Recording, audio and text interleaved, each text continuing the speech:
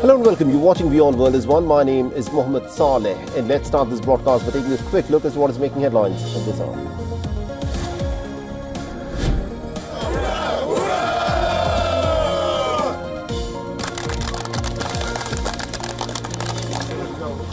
Russia and Ukraine each release about 390 prisoners and say that they will free more in the coming days in what is said to be the biggest prisoner swap of the war so far.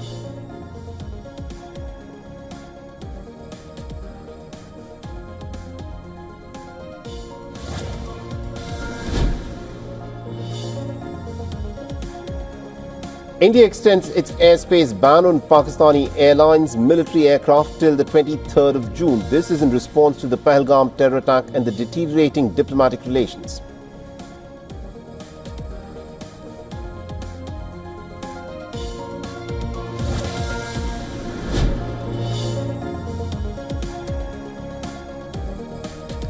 Now, Pakistan's DG ISPR makes a provocative and a very demeaning statement against the Afghan people, says that a Pakistani's blood to him is dearer than 1,000 Afghans.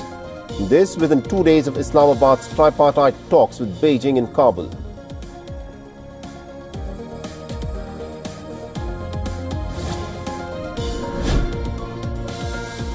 Now, Iran says its discussions with the United States over the nuclear program are complicated, but progress is more likely than before. This is the fifth round of negotiations conclude in Rome.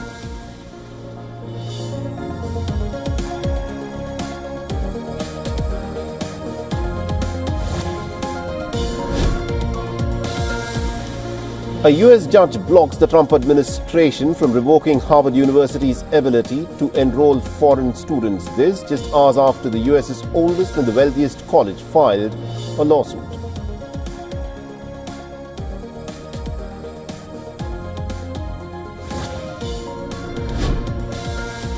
The American President Donald Trump warns Apple that it will have to pay 25% tariffs if the phones sold in the country are made in India or anywhere else. The Apple's shares dropped by nearly 2.5% in early trading over Donald Trump's warning, dragging down the US stock index futures.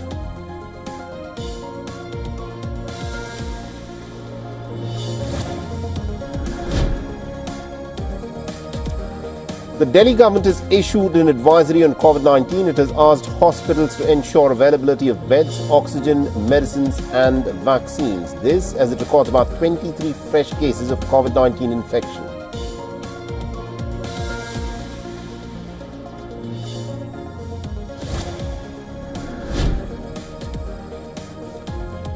In a major post-fire milestone, Los Angeles' famed Pacific Coast Highway reopens to traffic for the first time since the Palisade Fire incinerated homes and businesses along the ocean front in January.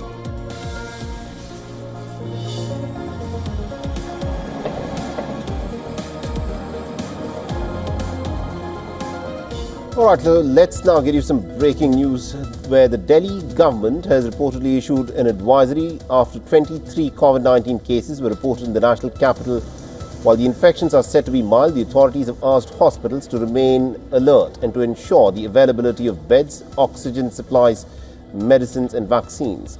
The health officials are verifying whether the reported cases are from local residents or people with a recent travel history.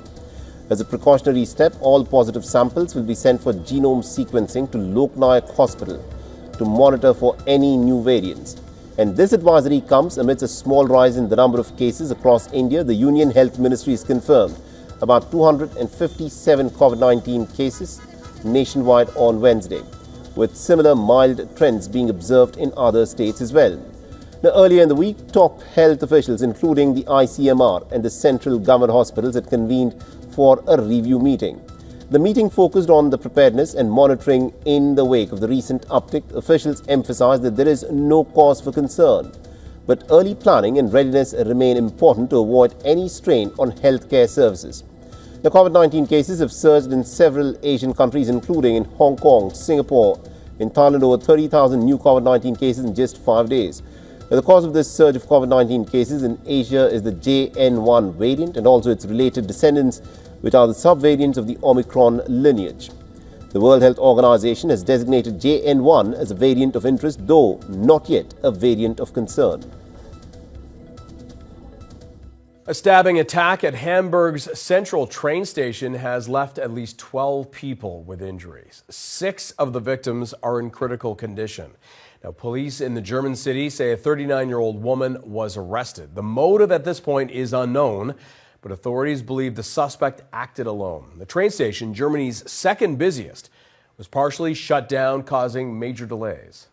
Unsere Quattro-Streife war schnell vor Ort, hat die Frau vor Ort noch antreffen können, hat sie angesprochen. Die Frau hat sich widerstandslos festnehmen lassen. Nach dem, was wir bislang wissen, handelt es sich bei ihr um eine 39-jährige Frau. Um die Ergebnisse gleich vorwegzunehmen, Sie werden mir die Frage stellen.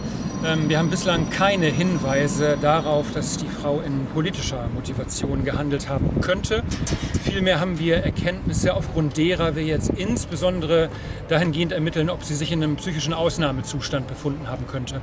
Wir haben hier mehrere verletzte Personen zu beklagen.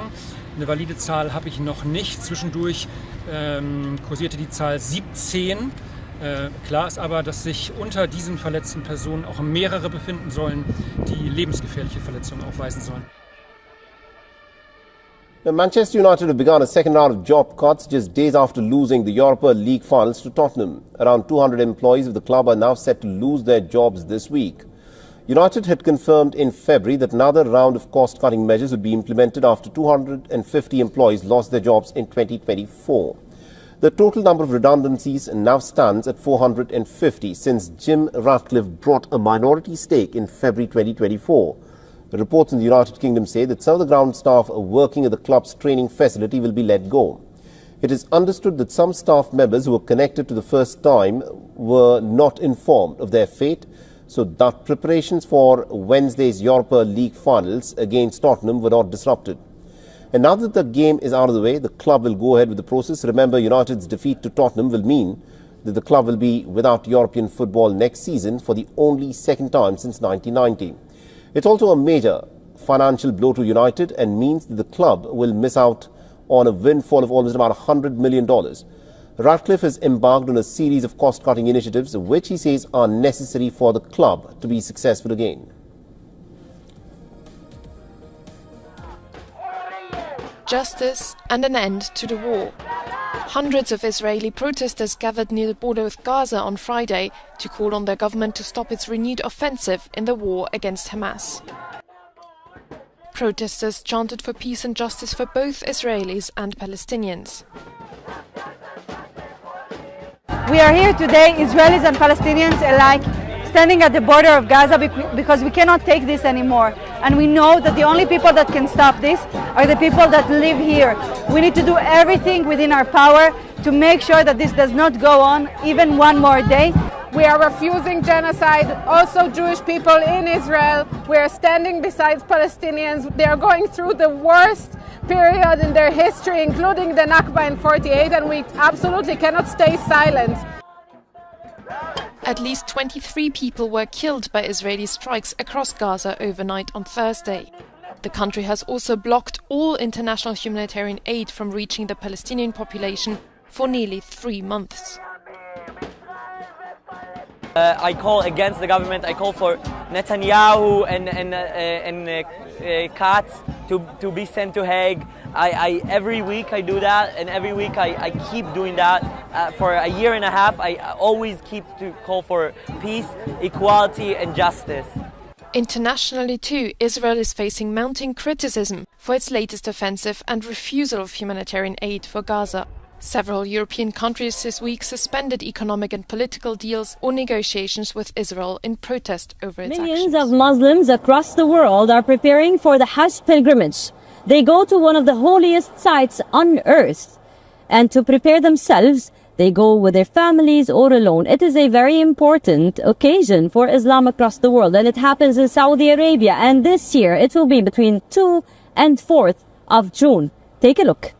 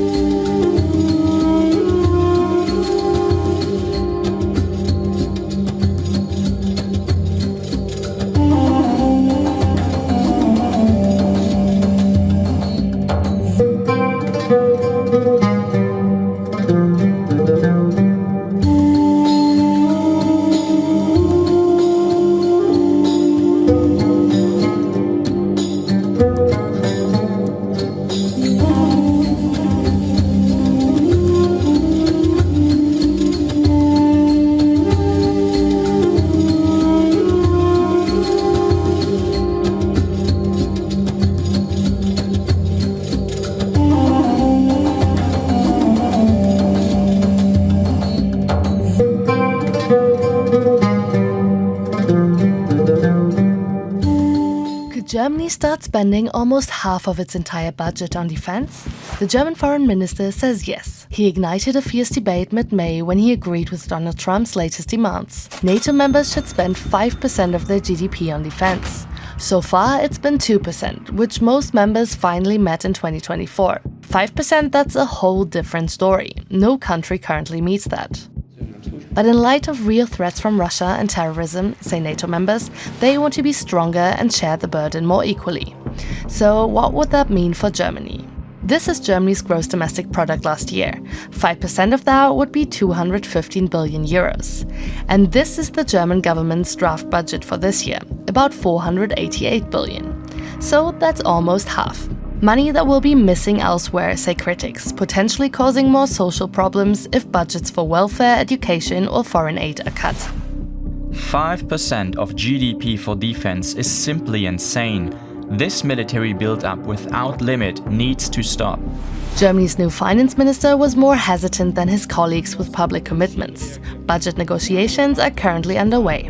NATO chief Mark Rutte has put forward a possible compromise. 5%, yes, but divided. 3.5% for traditional defense spending and 1.5% for defense-related spending in areas such as infrastructure, cybersecurity and space. The increase would happen gradually by 2032. It would still mean a huge hike, not only for Germany, but for most other NATO members. Only Poland spent more than 3.5% on defense in 2024.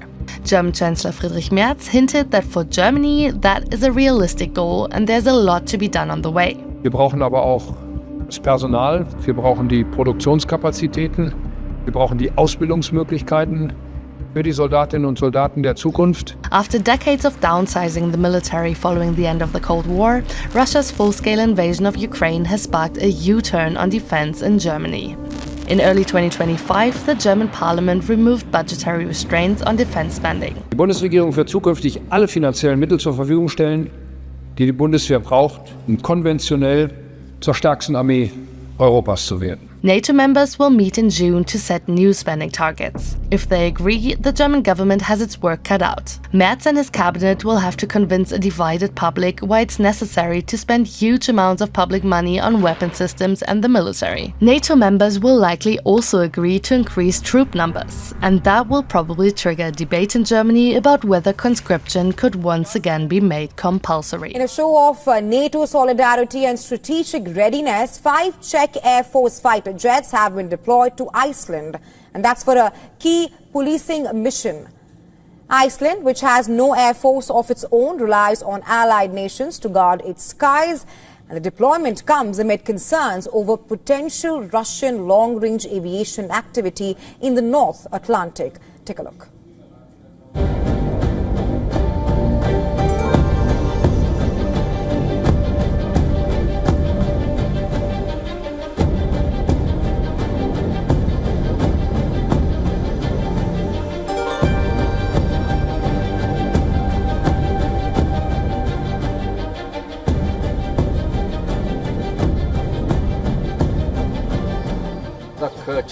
Russian activities can reach the North Atlantic, and that is the reason why Iceland, which does not have an air force, asked the alliance for cover. Because I believe that if this readiness were not there, or the airspace surveillance, it would create a certain space that interested states could use other than for peaceful purposes.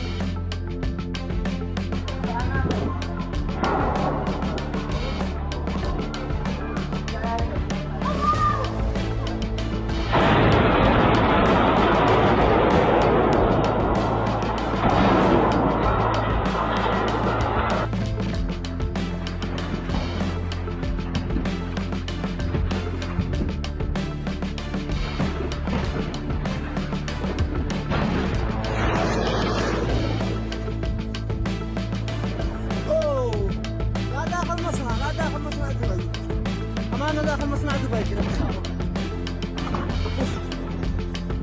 وين مشي؟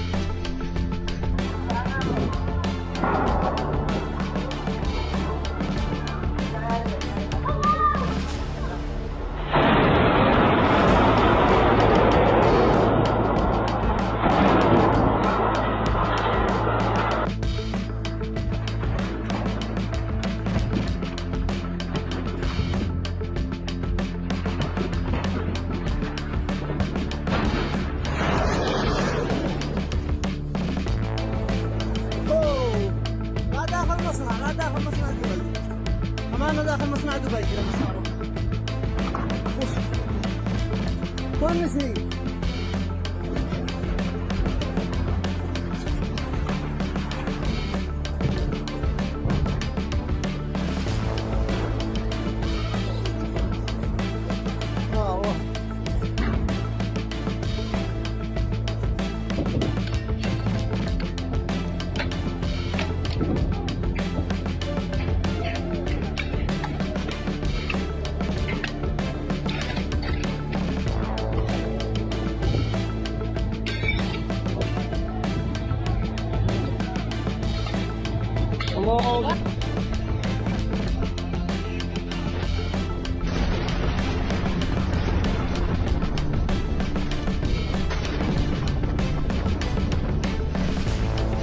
In other news, Japan unveiled its latest military technology at Defense and Security Equipment International Expo, including an electromagnetic railgun, a high-powered laser, and a hyper-velocity gliding missile.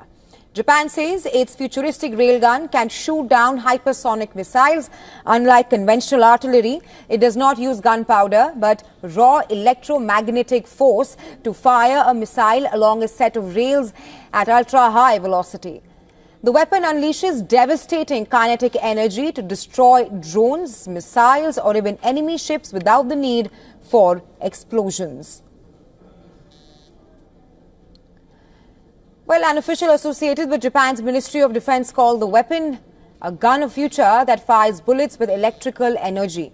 The official added that in future threats may emerge that would only be dealt by railguns. Last year, Japan's Navy claimed a world first by test firing a railgun on a ship. Other countries, including the United States, China, France and Germany, are also manufacturing the technology.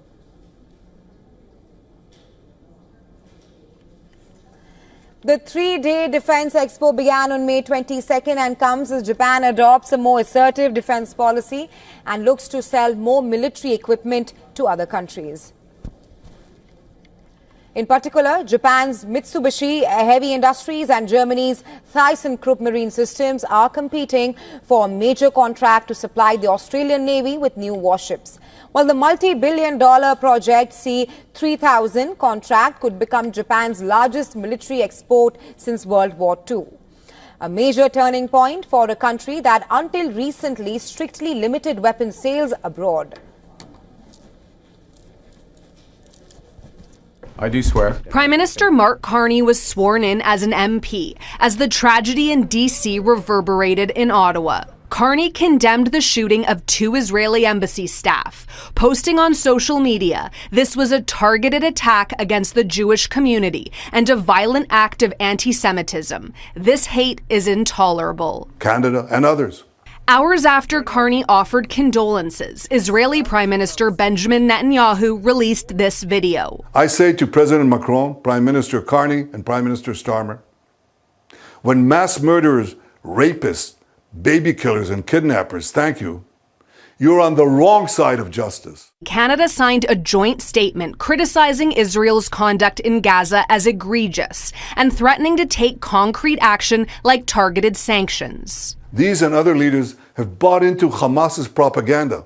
Netanyahu says the three leaders want Israel to stand down and accept the survival of Hamas, a group Canada recognizes as a terrorist organization. Ottawa summoned the Israeli ambassador Wednesday evening after Israel Defense Forces fired shots near two Canadians who were part of a diplomatic delegation touring the West Bank. The Israeli state has the obligation to protect diplomats, and it was that obligation that was violated.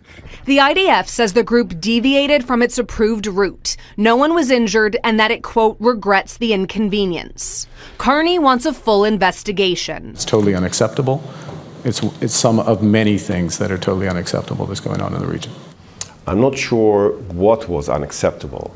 The fact that diplomats came close to Israeli soldiers in a combat area, which they know is active. It's still early days of the Carney government, but one of Canada's former ambassadors to the United Nations, Alan Rock, says the Prime Minister has signaled more willingness than his predecessor to criticize Israel for what he calls its appalling actions in Gaza. The first executive order we have for you relates to the issue that Secretary Hegseth was speaking to, which is the need for incredible amounts of power at defense installations and also in AI-focused installations. What this executive order will do is speed up the approval and adoption process for specialized nuclear reactors at these sorts of sites.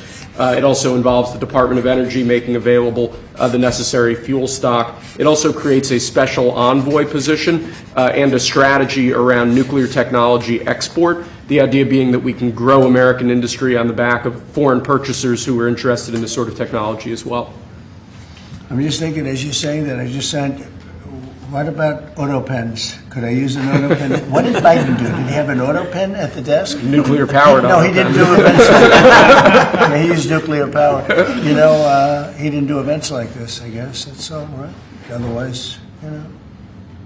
You walk into the other side of the room, have an auto pen sign, right? Here it is. It's phase one. Very big phase, very important phase.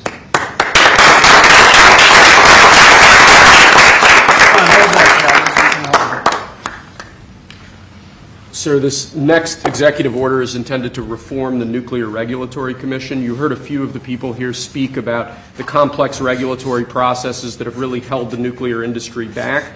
Before 1978, there were 133 reactors built in the United States. Since 1978, only 2 new commercial reactors have come online. That's because of overregulation, and the goal of this executive order is bringing that regulatory process into line with the actual needs of the industry and public safety, with an end goal of quadrupling the amount of nuclear power production in the next 2.5 decades. It's fantastic. It's exciting, right?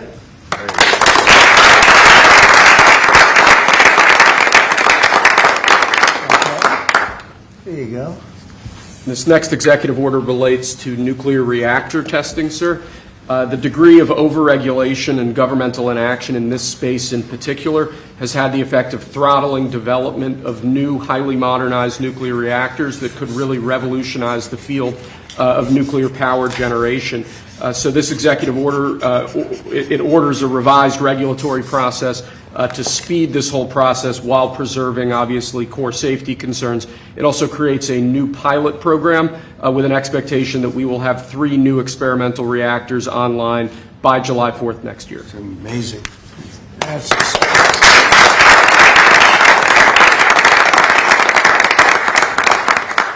okay, come on. And lastly, sir, we have an executive order on reinvigorating the nuclear industrial base. There are a number of core issues here, including the issue with fuel feedstock that one of the speakers mentioned before. This executive order, among other actions, includes an invocation of the Defense Production Act in order to spur a closer collaboration with private industry to ensure that we have the fuel supplies we need for a modernized nuclear energy sector. In addition to that, it includes crucial provisions relating to the development of a nuclear energy sector workforce and a number of other key building blocks to the overall nuclear industry that we're trying to spur here. Great. Thank you. And there are some pretty big developments that are happening on the tariff war front. The American President Donald Trump is now threatening to impose a massive 50% tariff on all European Union goods from the 1st of June, accusing the European Union bloc of stonewalling trade talks and exploiting the United States with what he calls outrageous barriers. In a Truth Social post this morning, Trump wrote, and I quote him here, "They're powerful trade barriers, VAT, taxes, ridiculous corporate penalties, non-monetary trade blocks, monetary manipulation, and unjustified lawsuits that have led to a U.S. trade deficit of over $250 billion per year. This is totally unacceptable." Now, this proposed tariff more than doubles the earlier 20% reciprocal duty briefly imposed in April, and this would also mark as one of the most aggressive trade moves in recent US-EU history.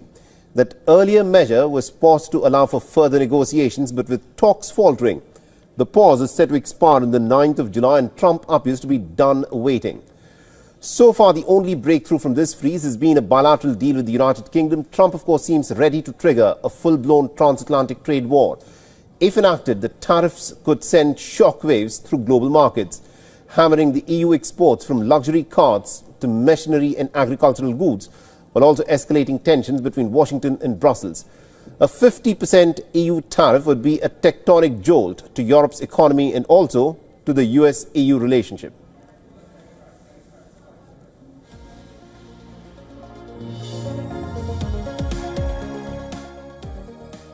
And our correspondent Will Denslow is, of course, joining us with more details from Brussels. Will, this is a big moment. 50% tariffs that has come through because Trump feels that the negotiations and the talks with the European Union are not going according to what he expects. How does the European Union intend to respond to this? Because these tariffs will kick into effect from the 1st of June.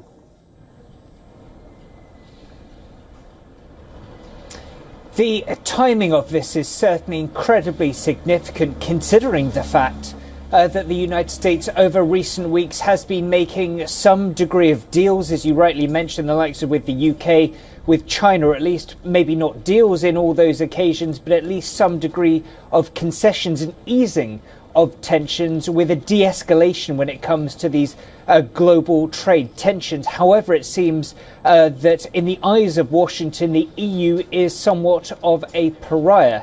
We've heard from Scott Bessent, the US Treasury Secretary, echoing what we've heard from US President Donald Trump, saying that Brussels is not negotiating in good faith.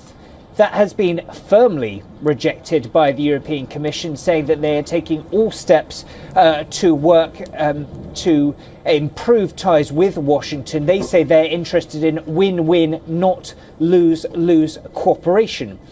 This announcement from the US president also comes before a call is expected between Maroš Šefčovič, the EU's trade commissioner, and his US counterpart Jameson Greer to hammer out what was supposed to be the outlines for negotiations between the EU and Washington on these trade talks. There's also been reported the EU proposing concessions to the tune of the EU taking in a further $50 billion or so worth of additional US goods. But this message we're hearing from the Trump administration seems that these kinds of concessions, these conciliatory noises we're hearing from Brussels, have not been met with the response that many in the Commission certainly would have been hoping for, as they seek to avoid an escalation in this trade conflict. Indeed, do continue to stay on with this, Will Denslow. I want you to weigh in on another important story from the European Union. President, what about the European Union? You said that negotiations are going nowhere. Where are the kind of points where they're slow moving? I've been saying to everybody, they've treated us very badly over the years. It was formed in order to hurt the United States, in order to take advantage of the United States, and they've done that. We have a big deficit with them. They sell millions and millions of cars, as you know, Mercedes and BMW and Volkswagen and many others. And we we were restricted from, essentially restricted from selling cars into the European Union, which is not nice. And I just said, it's time that we play the game the way I know how to play the game. You know, they've taken advantage of other people representing this country, and they're not going to do that any longer. Yeah. Mr. President, you are a deal maker, deal breaker. What are you hoping to achieve with a 50% tariffs on the? Well, I think this is there is no tariff, because what they'll do is they'll send their companies into the U.S. and build their plant. You know, we have, I guess, over $12 trillion practically committed. You look at other presidents; they haven't had $1 trillion for a year, for 2 years, for 3 years. We have numbers. Nobody's ever seen numbers like we have. And if they build their plant here, then they have no tariff at all. Are you looking for a deal in 9 days? Will you be able to do that, sir?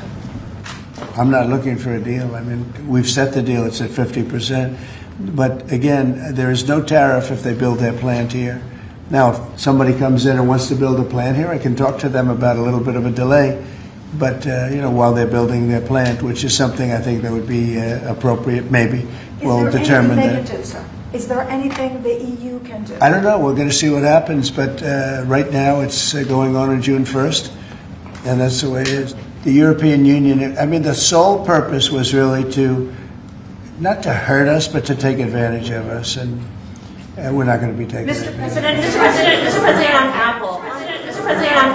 on Apple, you said this morning that if they don't make their iPhones in the U.S., you're going to hit them with a 25% tariff. Right. Do you have the power to tariff one single company? And why would you want to hurt an American company in that way? It would be more. It would be also Samsung and anybody that makes that product. Otherwise, it wouldn't be fair.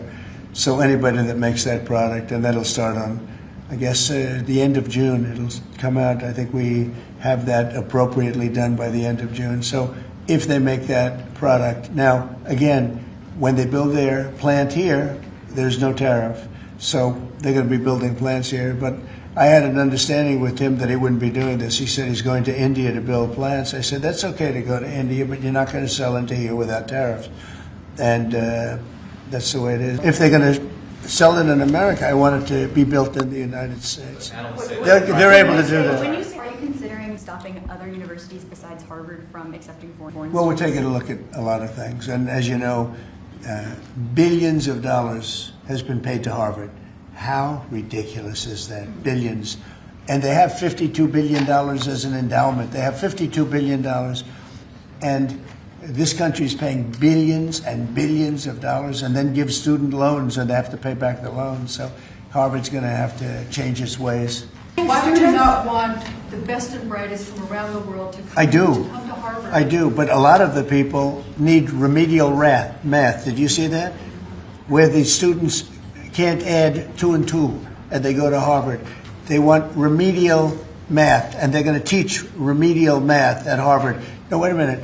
So why would they get in? How can somebody that can't add or has very basic skills, how do they get into Harvard? Why are they there? And then you see those same people picketing and screaming at the United States and screaming at, you know, they're anti-Semitic or they're something.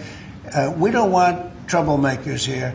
But how do people that can't, when Harvard comes out with a statement that they're going to teach some of their students remedial math, that's basic math, that's not the deal. They also did talk about a potential deal with Iran, which the president believes is moving along in the right direction. And as the president told me, and he's told all of you, this deal with Iran could end in 2 ways. It could end in a very positive diplomatic solution, or it could end in a very negative situation for Iran.